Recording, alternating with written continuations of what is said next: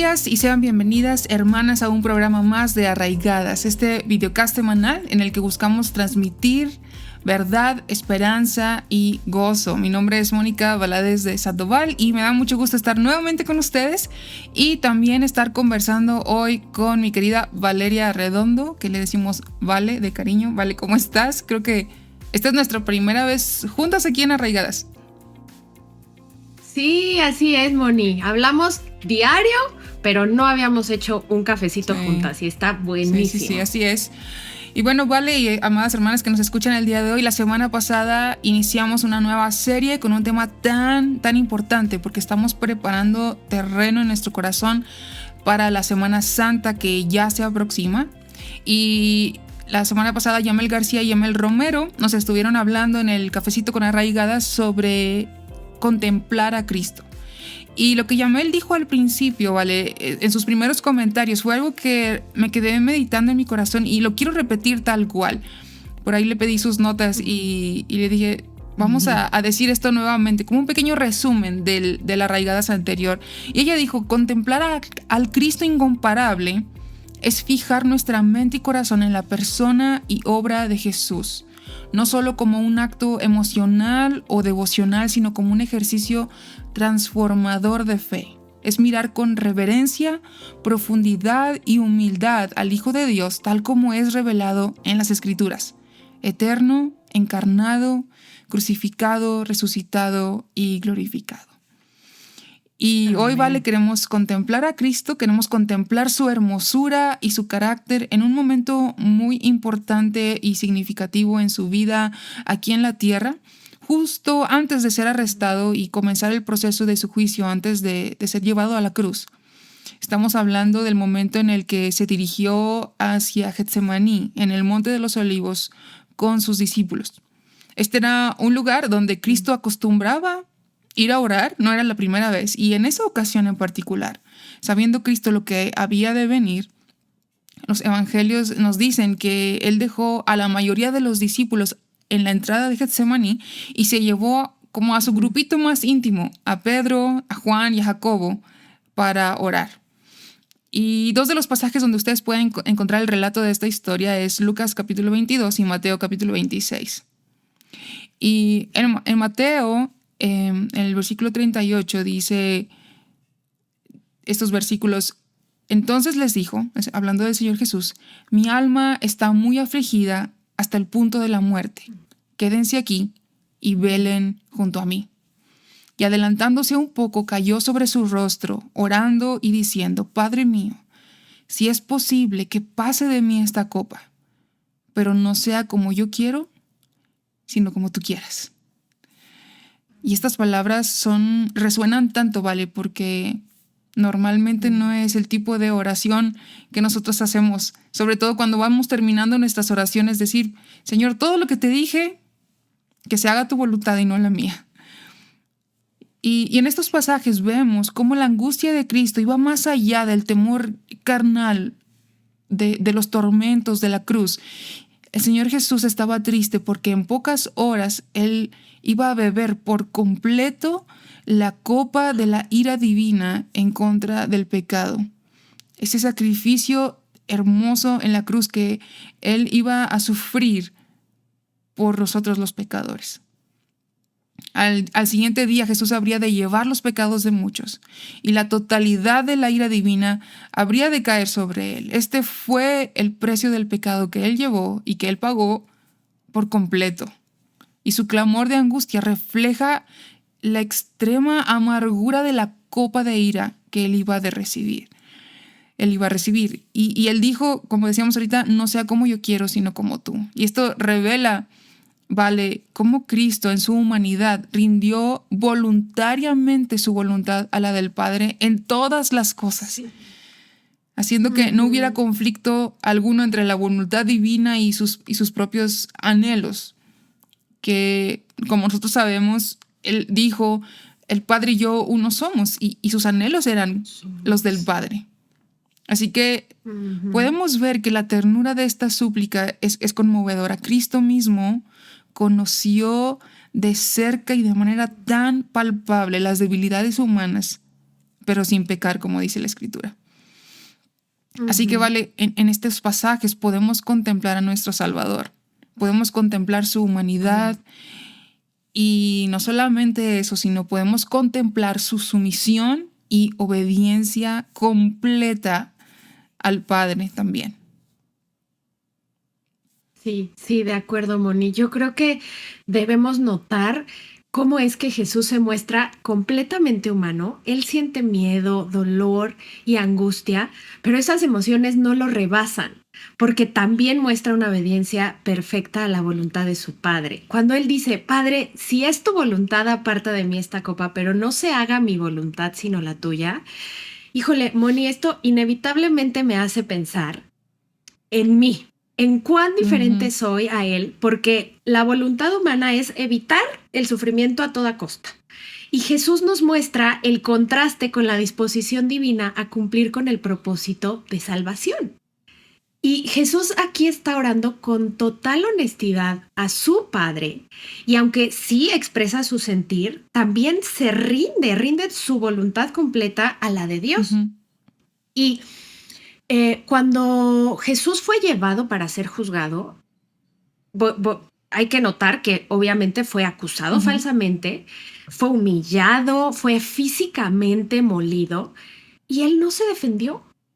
Y ese silencio no solamente muestra la obediencia al Padre, sino su total sumisión.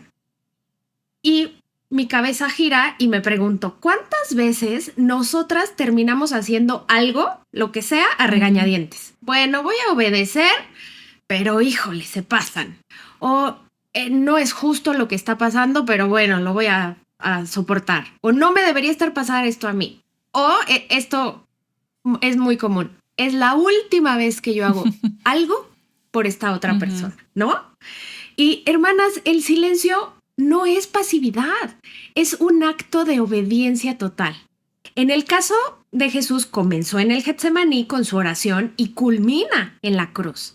Y ojo con esto, porque en ambos lugares Jesús se muestra como el siervo sufriente que fue profetizado en Isaías ujú. 53. Y esto es muy, muy fuerte, porque si lo trasladamos a nuestra vida, Jesús nos enseña que a veces la obediencia requiere estar en silencio, confiando en la voluntad de Dios, aunque no entendemos completamente lo que está pasando. Ujú, así es, totalmente. Y vamos a retomar un poquito esta profecía, perdón, de Isaías 53, un poquito más adelante, pero em, vale, ahorita decías las típicas respuestas o los típicos pensamientos en nuestra mente, en nuestro corazón, de hacer las cosas a regañadientes y Ujú. como no querer aceptar lo que el Señor ha orquestado en su soberanía en nuestra vida. Así que, Sí. ¿cómo oramos cuando la voluntad de Dios nos resulta difícil? Ay, Moni, quizás voy a decir algo que va a sonar raro, pero escúchenme hasta el final. En una ocasión, una maestra me dijo, no ores de forma piadosa. Y yo, ¿perdón? Me sorprendí mucho. Supongo que ella vio mi cara de sorpresa y entonces ya me explicó. Mira, Dios te conoce a la perfección. Entonces tú no necesitas sonar piadosa para Él. Necesitas ser honesta con Él, traer todo sin filtros a sus pies. Y ella me estaba tratando de decir que habitualmente oramos con la premisa de que otras personas nos están escuchando. Y esas oraciones tienen que sonar bien, tienen que sonar espirituales o que tienen que reflejar cierta sabiduría. Pero todas esas cosas a veces son solo un filtro y entonces debemos acercarnos a Dios entendiendo que Él ve más allá de nuestros filtros. Ujú, Entonces, si estás orando, no tienes que sonar como si hubieras hecho un bosquejo. Solo habla de cómo te sientes, lo que piensas, lo que crees que no puedes soportar, derrama ahí tu corazón. Y no es lo mismo que usar la terminología cristiana que utilizamos a veces o quizás en alguna reunión de oración. Porque Él sabe que no somos perfectas, Él sabe que no podemos solas y sabe que somos pecadoras, pero aún así nos escucha y presta atención. Entonces, cuando esta maestra me explicó todo eso, me voló la cabeza. Ujú. Y me pregunté, ¿cuántas veces he sido hipócrita orando ante mi Señor que me conoce perfectamente? Ujú. Entonces, a veces digo, sí, Dios, confío en ti, pero ¿sabes qué? Esta copa sí está muy fea, entonces mejor te la paso para acá. Y mi forma de orar cambió y obviamente mi vida también. Ujú. Porque en los momentos más angustiantes de mi vida le he dicho a Dios de una forma muy simple, esto está fuera de mi control, te toca. Y ni siquiera es una oración bien elaborada. No sé si a ti, Moni, te pase o a nuestras hermanas, que de repente yo me bloqueo un poco cuando hay una situación estresante. Entonces usar demasiadas palabras no se me da. Y solo digo, Dios, tú sabes lo que está pasando, tú ya tienes la respuesta, déjame verte obrar y yo me voy a hacer a un Ujú. ladito. Así es, No más. así es. Y mira, Vale, qué importante es recordar lo que la palabra de Dios dice cuando nos confirma que aún nosotros no hemos pronunciado ninguna palabra y el Señor ya la sabe toda. Como si Claro, nosotros sí. pudiéramos realmente orar de cierta manera para cambiar la mente de Dios. Dice la Biblia que Ujú. nadie puede frustrar sus planes. Y nos resulta difícil orar porque vemos que la voluntad de Dios se está dirigiendo hacia cierto rumbo y a veces no nos gusta. Mm, Y, claro, y, sí. y como tú dices, decimos, bueno, yo no puedo con esto. Y sí, muchas veces podemos decir eso porque debemos depender de las fuerzas del Señor, pero a veces no es porque nos estemos encontrando en nuestra necesidad y debilidad, sino simplemente porque no queremos aceptar la voluntad de Dios. Claro, la Y muchas evitas. veces luchamos tanto antes de realmente rendirnos al Señor. No sé si a ti te Ujú. ha pasado, pero a mí me ha pasado con algunos de mis sobrinos. Sobre todo cuando están bien pequeños y los quieres meter a una alberca pequeña, a una piscina pequeña, y entonces les daba un poco de miedo, ¿no? Si los quieres soltar, aunque tengan algún salvavidas o algo Floti así. o algo. Ajá. Eh, y a veces empiezan a patalear y empiezan a llorar porque piensan que se van a ahogar, ven demasiada agua y para sus cuerpos tan pequeños, pues eso les causa Sí, demasiado me quieren miedo. matar. Y entonces patalean y lloran y se estresan y te abrazan y no te sueltan y cuando se cansan y les hablas y les repites que todo está bien, se dan cuenta que el nivel del agua del lugar donde están no les rebasa realmente, sino que pueden pararse sobre suelo firme y yo puedo recordar las caritas de mis sobrinos pequeños y como esa sonrisa de, ay, Dios, estoy bien. Entonces, ellos se dan cuenta que pueden ponerse de pie sin correr riesgo. Claro, Y así somos nosotras, ¿vale? Muchas veces. 100%. Así que podemos preguntarnos, ¿cómo respondemos nosotras en nuestro propio Getsemaní?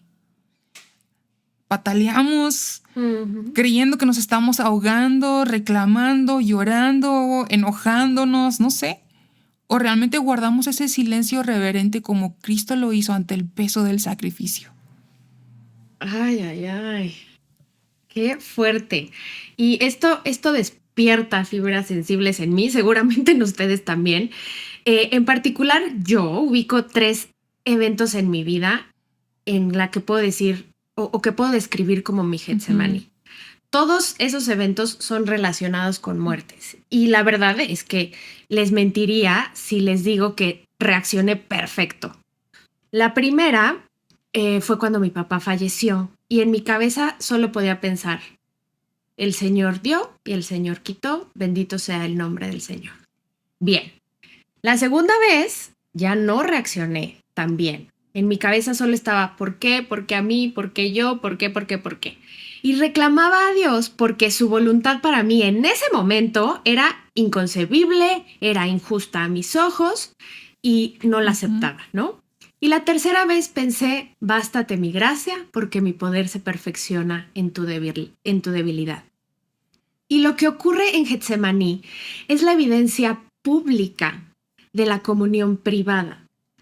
Recuerda la multitud de pasajes donde vemos en los evangelios y los escritores nos están diciendo que Jesús se retiraba a solas a orar. No tenemos mucha información adicional de estas escenas, simplemente porque Jesús se iba solo, ¿no? Y no hay testigos oculares del encuentro de Jesús a solas con su Padre.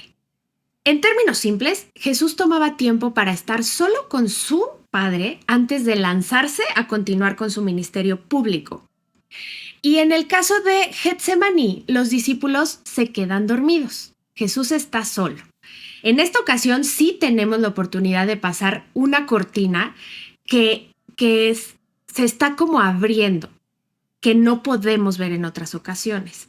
Ahora podemos ver cómo Jesús se acerca al Padre y derrama su corazón delante de él.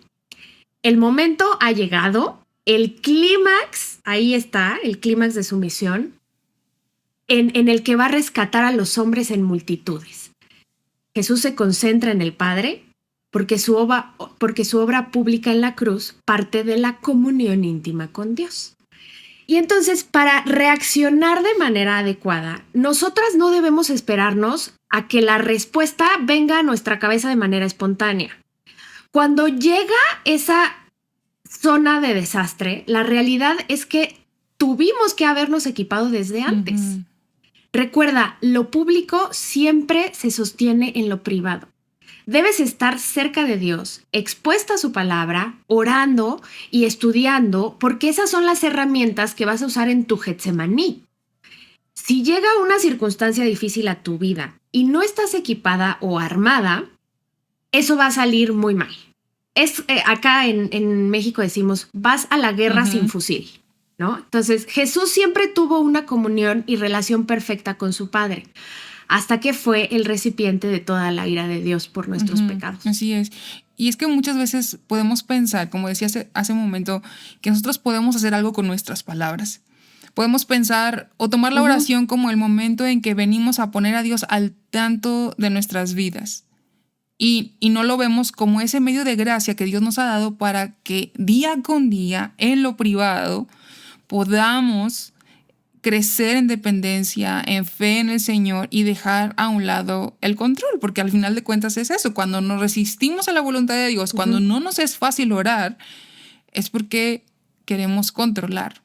Y podemos ver en Cristo que aún en sus momentos más difíciles, cuando Él sabía que en poco tiempo iba a estar distanciado de su Padre porque iba a beber la copa de su ira, Él no controló la situación. En ese momento de sufrimiento, porque no queremos minimizar, creo que tú y yo, Vale, hemos pasado por momentos difíciles en nuestras vidas, aunque no como los de Cristo, pero el Señor nos comprende pero también nos enseña que en esos momentos, aunque sean los más difíciles, podemos soltar el control, podemos rendirnos a la voluntad del Padre. Y fíjate, Vale, algo que yo no había percibido y que al estar estudiando estos pasajes nuevamente, leí que los eruditos de la Biblia piensan que la distancia que Jesús dejó entre sus discípulos, Juan, Jacobo, Pedro y él, cuando fue y se postró y oró, cuando su alma estaba en angustia, era muy corta. Lo suficiente, Vale, como para seguir instruyendo a sus discípulos y dándoles ejemplo de cómo debe ser nuestra oración delante del Padre, aún en nuestros momentos de tanta angustia. Y tú decías ahorita, bueno, los discípulos se quedaron dormidos y Él viene y les dice que velen y oren. Pero Cristo, aún en sus momentos más difíciles, él podía seguir enseñándole a sus discípulos cómo debían orar, cómo debían acercarse al Padre, dependiente, con fe, confiando en la mano de Dios y en su sabiduría para dirigir nuestras vidas y nuestras circunstancias como Él sabe mejor. Él siempre sabe mejor. Y bueno, Vale, hay algunas frases que quisiera mencionar y preguntarte cómo nos confrontan. La primera de ellas es una frase de John Stott que dice: la oración de Jesús revela no solo su misión, sino su total sumisión, su rendición. Y yo pensaría que nuestras oraciones revelan más nuestra misión y nuestra requisición más que nuestra rendición. ¿No es así? Sí, tienes razón. Sí. Mira, solemos pensar que orar implica necesariamente que si Dios nos escucha, las circunstancias van a cambiar. Ujú, Y esto puede pasar, pero también podemos pasar por alto que la oración implica que nosotras nos sometemos a Dios y le pedimos su sostén para pasar la situación con sabiduría, no necesariamente que desaparezca o que todo se vaya a ujú. arreglar. La oración no es una válvula de escape, sino una continua comunicación con la torre de control para saber dónde podemos aterrizar Ujú. seguras. Así es, así es. Ese momento en el que nos damos cuenta que podemos ponernos de pie y el agua no nos está sobrepasando, no nos estamos ahogando. Exacto, sí, La sí, otra sí. frase que quiero mencionar es de Nancy DeMoss Wolgemuth. Ella dice, Jesús no escapó del sufrimiento, lo enfrentó con obediencia. Fíjate que Mm, no dice que lo enfrentó con valentía, con seguridad, no, con no. obediencia. Era un momento Mm, muy difícil. Cualquiera de nosotros hubiéramos salido corriendo, huyendo, buscar mil y un claro. maneras de cómo resolverlo, pero Cristo no lo Ujú, hizo. Él fue obediente. Y pienso, vale, que como seres humanos, como decía ahorita, lo primero que tendemos a huirle es al sufrimiento. Y justamente sí. platicaba de eso con mi esposo en estos días pasados, porque estuvimos en el funeral de uno de sus primos, un joven de 37 años que después de una lucha de un Ujú, año contra un cáncer en su cerebro, él falleció. Y mm, fue difícil, él tuvo que pasar por un par de cirugías y cosas muy complicadas. Creo que las personas que han estado rodeadas o han estado en una situación de un familiar así pueden saber el sufrimiento que conlleva, lo desgastante que es una situación así. Y ujú. en sus últimos días, en sus últimas semanas de vida, él compartía muchos testimonios en su vida de la gracia de Dios, de su amor, de cómo podía ver el No, control de Dios y la sí. soberanía de él. Y la Ujú, gente le decía a este primo que estaban orando por un milagro. Y él decía, bueno, ujú, sí, el milagro de salud sería muy, muy bueno poder recibirlo de parte ujú. de Dios, dice, pero él les contestaba que el milagro Dios ya lo había hecho, aunque no le diera su salud, Uf. aunque él ya no pudiera levantarse de esa cama, aunque él sabía que su tiempo se estaba reduciendo y él estaba llegando a su fin, él decía, el milagro Dios ya lo hizo, porque él estaba Amén. alejado de Dios y Dios usó esta enfermedad para que rindiera su voluntad por Uy. completo a él. Así que ha sido tan impactante y tan... Me causa mucha... Se me pone la piel chinita de pensar en esto. Sí, a mí también. Piensas que los médicos te dicen tienes 3 meses de vida. Él, gracias Ujú. a Dios, vivió un año completo. Y entonces él dijo, mi fin llegará pronto, yo estoy seguro a dónde voy. Ay, sí, Así que amén. eh, hace unos días terminaron los servicios funerarios y yo le decía a mi esposo, qué Ujú, increíble es que no nos gusta sufrir, pero al mismo ujú. tiempo saber que el sufrimiento es una bendición al alma, porque nos lleva a ser Amén. pulidos, porque nos lleva a que nuestra fe Ujú, crezca. Y ahora, sí.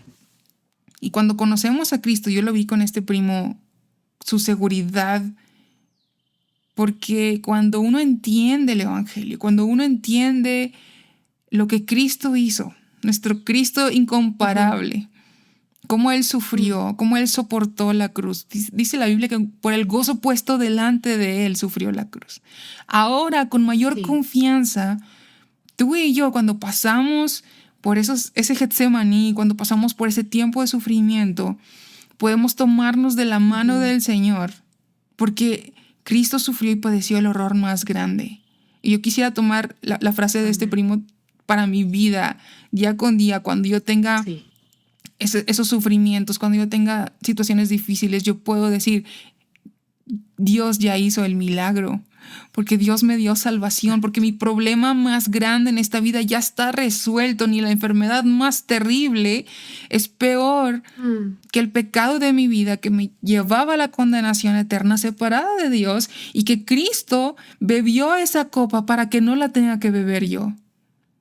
Así que con confianza hoy podemos tomarnos del Señor y podemos decir: Cristo sufrió y padeció. Y con confianza nos tomamos de su mano y Él está dispuesto a llevarnos y sufrir y llevarnos por ese sufrimiento una vez más, porque Él ya pasó por ahí. Qué testimonio, Moni. Qué fuerte. Me hiciste recordar justamente de una frase que Nancy dice mucho, que dice que cualquier cosa que te acerque más al Señor es una bendición, ¿no? Y justo la enfermedad lo llevó a depender del Señor. Pues viene una pregunta a mi cabeza, contestando también un poco ¿qué pienso sobre la frase que dijiste? ¿Existen vías de escape realmente? Claro que las hay. Si alguien tiene todas las capacidades para lograr cualquier cosa que se proponga, es Jesús. El detalle está en que Jesús sabe que el camino del sufrimiento es el plan trazado para su misión. Se puede escapar de dolor, pero el camino del sufrimiento es el que trae rendición, el que trae redención. Y Hebreos nos da una lista de héroes de la fe que fueron apedreados, aserrados, puestos a prueba, muertos a filo de espada, que anduvieron de acá para allá, cubiertos con pieles de ovejas, atribulados, maltratados, y bueno, pero cierra diciendo: y todos estos, aunque alcanzaron buen testimonio mediante la fe, no recibieron lo prometido. Ese cumplimiento es Jesús, y por eso Él no va a escapar. Él es el cumplimiento de las promesas a las que todos los hombres y mujeres de la fe se aferraron al morir, y Él sigue siendo la única persona en la que podemos ser salvos. Sabía que todo depende de Él porque solo es digno, y Él no escapó del sufrimiento porque Él es la única esperanza. Así es, amén. Y después de haber conversado de todas estas cosas, después de haber meditado en la obra de Cristo y dónde estamos nosotras, cuál es nuestra posición, ¿vale? Hoy queremos entonces evaluar nuestras oraciones y preguntarnos: ¿estoy orando realmente como Cristo lo hizo? Su modelo de oración en el Getsemaní podemos verla en tres partes, ¿sí? Vamos a decir, la primera, honestidad. Y es lo que nosotros podemos hacer, ¿no? Señor, esto es lo que está pasando. No con, como decías ahorita, con palabras rimbombantes, con métodos o estrategias de convencimiento. No, Señor, esto es lo que está pasando. Tú lo sabes, esto es lo que estoy sintiendo. Tú lo sabes, pero estoy aquí. Después de la honestidad viene la petición. Y podemos hacerlo. Si es posible, quita esto. Pero no se queda así. No se queda: Señor, por favor, quítamelo, porque yo no voy a poder si sigo con esto. No, después de eso viene la rendición. Pero que se haga tu voluntad. Exacto. Y no la mía. Sí. Hay algo clave aquí. Muchas veces existe el malentendido que de aquellas personas que han madurado más que otras son personas que no sufren, ¿no? Si la prueba llega, a mí no me duele. Que su madurez les permite pasar la prueba de manera estoica. Pero esto no puede estar más alejado de la realidad bíblica, porque la madurez es entender que Dios es digno y yo soy necesitada. En mi relación con Dios, la persona vulnerable soy yo. Entonces Dios le dijo a Pablo: mi poder se perfecciona en tu debilidad.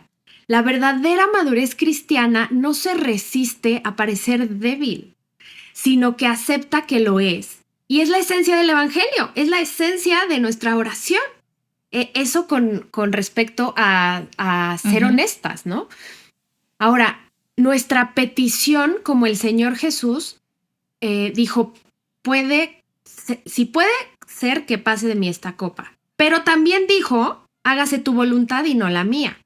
Entonces, nota aquí que hay un perfecto equilibrio en ambas porque explora las dos posibles respuestas, ya sea que la prueba pase o que continúe, pero en ambas el centro es Dios y es Él quien da la respuesta según su buena voluntad. Y en rendición, por eso llegamos a la rendición de nuestra voluntad. Ujú. Dentro de la gama de las respuestas debemos de tener algo claro. Dios no quiere sacar ventaja de nosotras en ninguna forma. Todo lo que Él hace tiene un propósito que en esencia es hacernos semejanza de Cristo. Él también sufrió para llevar a cabo la voluntad del Padre.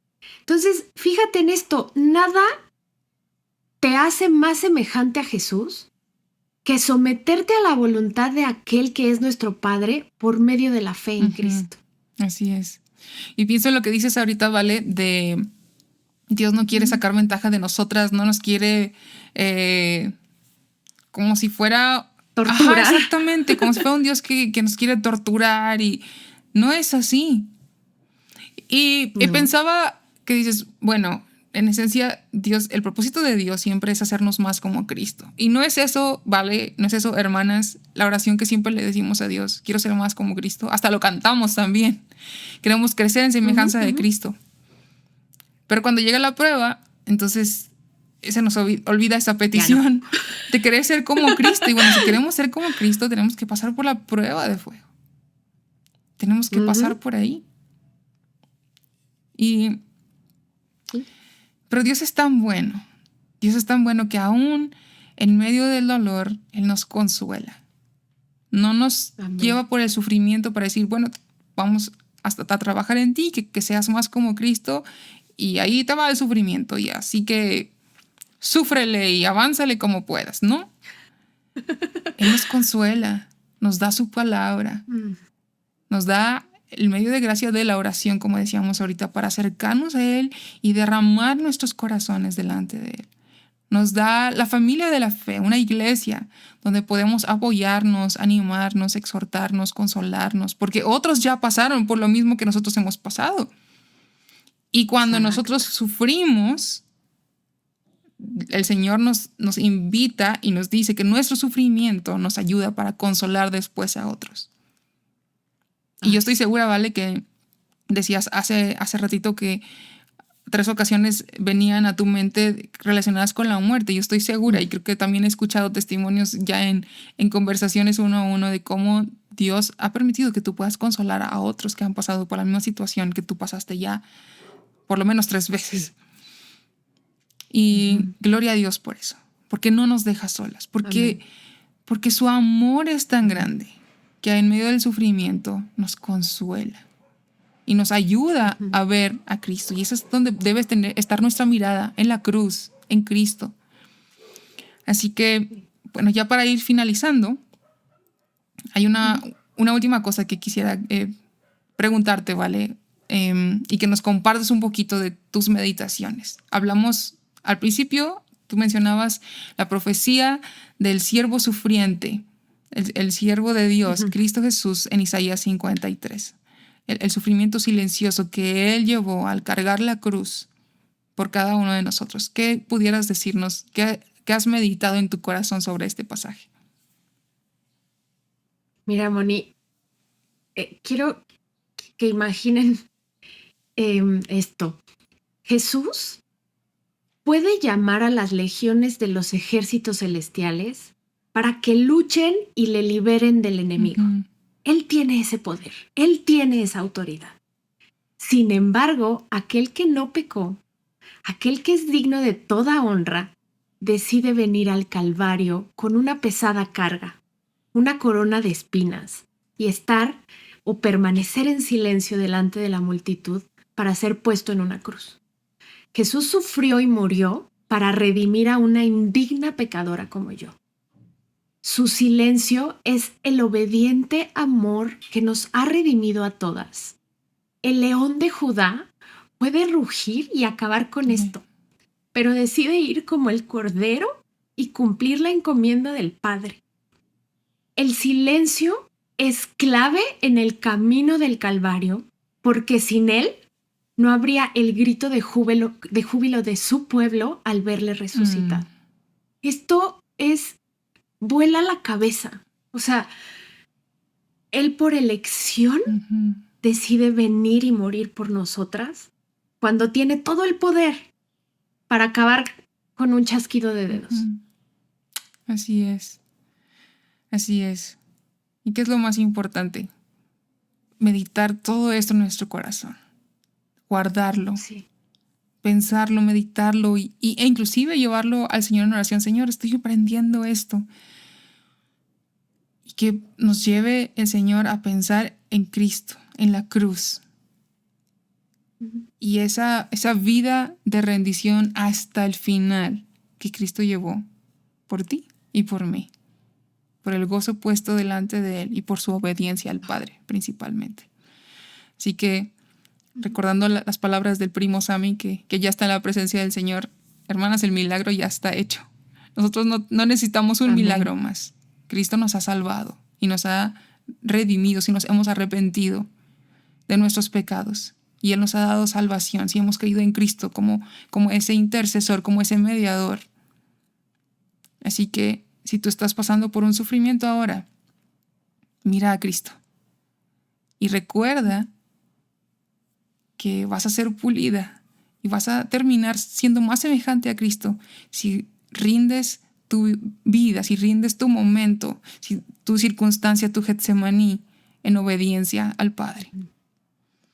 Así que la verdad bíblica para recordar el día de hoy y durante esta semana es Lucas capítulo 22, versículos 36 al 46. Ahí podemos ver todo el relato, pero nos vamos a enfocar en este par de versículos que dice: y Él se apartó de ellos como a un tiro de piedra, y poniéndose de rodillas oraba diciendo: Padre, si es tu voluntad, aparta de mí esta copa, pero que no se haga mi voluntad, sino la tuya. Y como hemos estado comentando desde la semana pasada, queremos recomendarles el libro Incomparable. Estamos escuchando ahora la serie día con día hasta la Semana Santa de nuestro Señor Incomparable. Y los invitamos a que la escuchen y también que puedan adquirir este recurso Incomparable, 50 días con Jesús. Así que bueno, para terminar, Vale, pudieras guiarnos en oración, en que el Señor nos ayude a rendirnos, a ver nuestra necesidad de Él, pero a rendirnos en obediencia al Padre. Claro, Moni.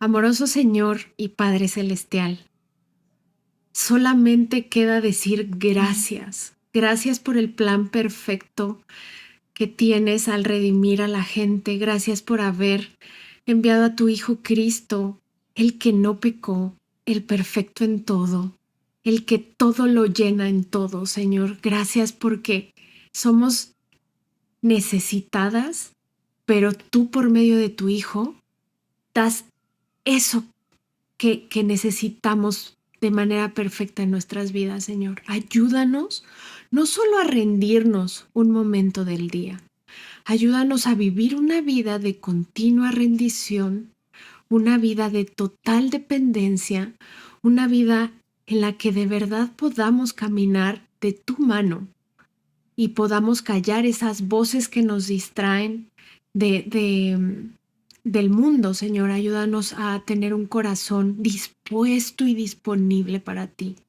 Danos oídos para oír y ojos para ver lo que tú tienes en tu palabra, en Cristo Jesús. Amén, amén. Gracias a Dios por este tiempo. Gracias, Vale, por esta conversación tan linda y tan edificante. Hermanas, gracias por acompañarnos el día de hoy y les recordamos que nos vemos la próxima semana en un Arraigadas más. Que el Señor les bendiga.